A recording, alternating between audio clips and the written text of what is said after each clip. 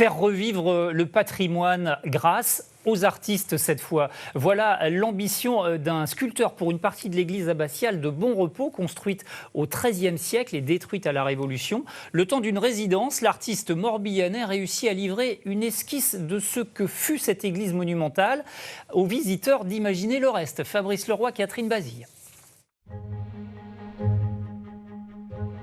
La Belle Endormie se réveille depuis quelques semaines au son du chantier de Francis Belinka. Installé depuis 25 ans en Centre-Bretagne, le sculpteur s'est approprié l'histoire de l'abbaye et particulièrement de son église dont ne restent que les empreintes des fondations sur le sol.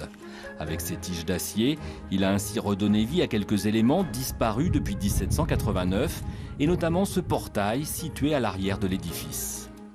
Il s'agit de la porte des morts. C'est par ici que les moines faisaient leur dernier voyage, quand ils passaient de vie à trépas, pour aller dans le cimetière qui était juste à l'arrière de l'église abbatiale. Et je trouvais ça intéressant, après avoir construit le grand porche d'entrée dans l'église, de faire aussi la petite porte de sortie. Plutôt que la pierre, il a travaillé le métal avec une part d'interprétation mais en restant tout de même fidèle aux proportions d'origine, glissant ainsi ses pas dans ceux des bâtisseurs du XIIIe siècle.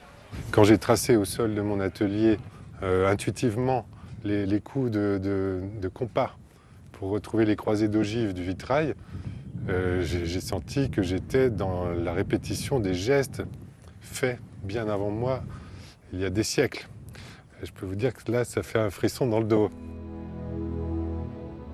Il ne s'agit bien évidemment pas d'une reconstruction, mais d'une œuvre artistique, une œuvre qui permettra aux visiteurs de mieux se projeter dans les lieux. Non seulement on est sur une sculpture absolument magnifique, élégante, poétique, mais en plus c'est un véritable outil de médiation pour la compréhension du site. Affaire à suivre. En attendant, l'abbaye se prépare à rouvrir au public avec une exposition consacrée à une figure du Moyen-Âge, Hildegarde de Bingen. Rendez-vous à partir du 1er avril.